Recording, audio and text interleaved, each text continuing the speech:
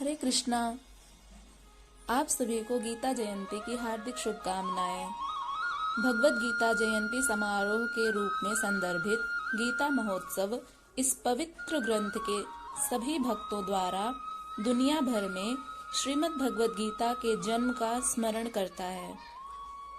गीता में भगवान कृष्ण का अमूल्य उपदेश समाहित है, जो उन्होंने लगभग 5152 वर्ष पहले महाभारत के 18 दिवसीय युद्ध के प्रथम दिन कुरुक्षेत्र के युद्ध स्थल पर अर्जुन को दिया था।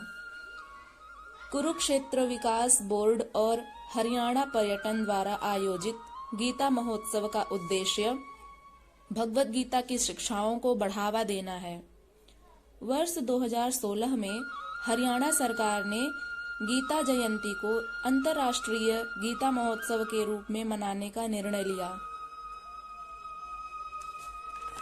श्रीमद् भगवत गीता जीवन का सार है, जिसे पढ़कर अपने जीवन में उतारकर हमें कलयुग में सही राह मिलती है।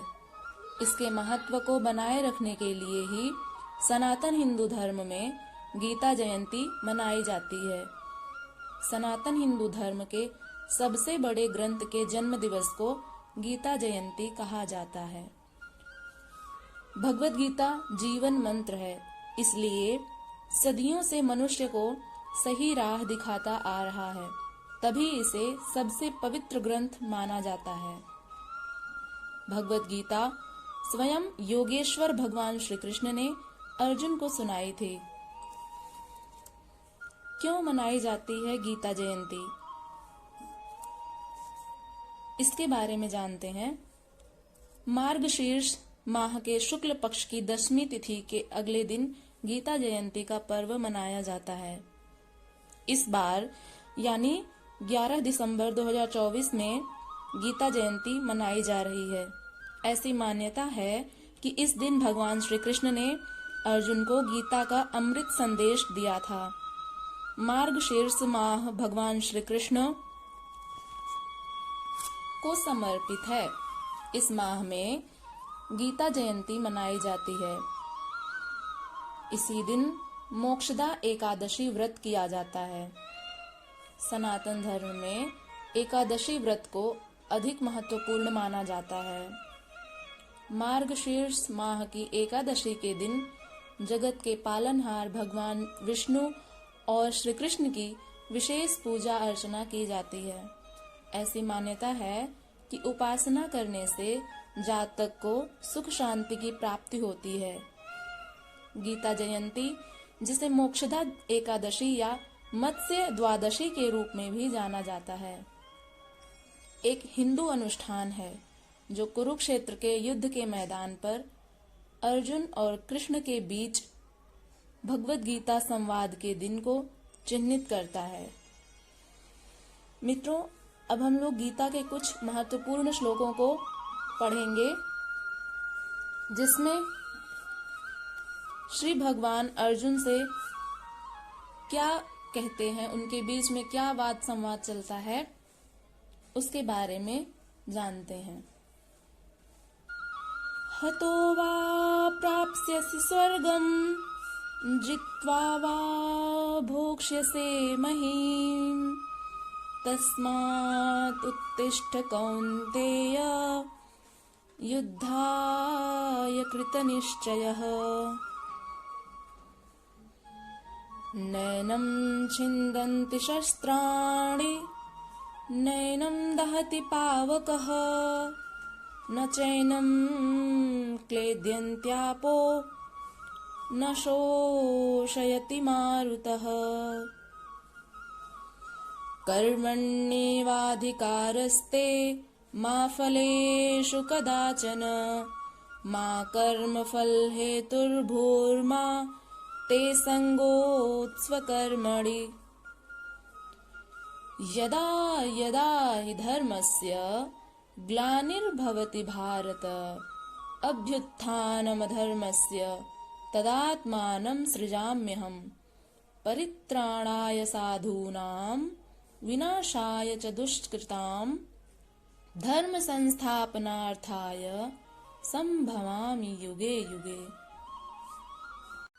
सघोषो धार्तराष्ट्राणां हृदयानि व्यदारयत् नभश्च पृथ्वीं चैव तुमुलो व्यनुनादयन्। एक समय आता है जब अर्जुन श्री कृष्ण से कहते हैं कि हे पार्थ, हे केशव, आप मुझे मेरा ये जो रथ है इसको दोनों सेनाओं के मध्य में लेकर चलिए।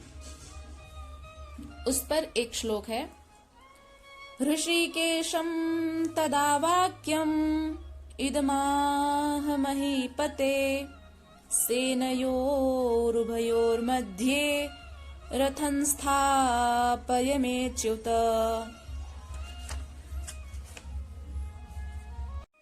इस प्रकार जब श्री कृष्ण अर्जुन के रथ को दोनों सेनाओं के मध्य में लेकर जाते हैं तो अर्जुन देखते हैं कि मेरे समस्त परिजन मेरे सामने खड़े हैं। उनको देख करके उनका मन अत्यंत व्यथित हो जाता है। इस पर अर्जुन कहते हैं, सीदन्ति मम गात्राणि मुखं च परिशुष्यति वेपथुश्च शरीरे मे रोमहर्षश्च जायते।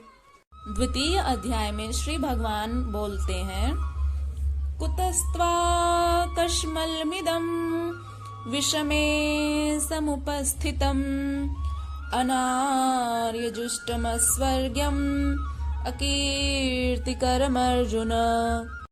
क्लैब्यमास्मगमः पार्थ नैतत्त्वय्युपपद्यते क्षुद्रं हृदय दौर्बल्यं त्यक्तोत्तिष्ठ परन्तप।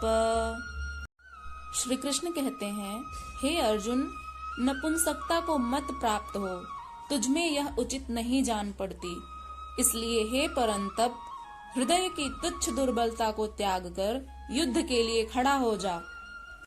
श्री भगवान उवाच, अशोच्यानन्वशोचस्त्वं प्रज्ञावादांश भाषसे गतासून गतासूंश्च नानुशोचन्ति पंडिताः।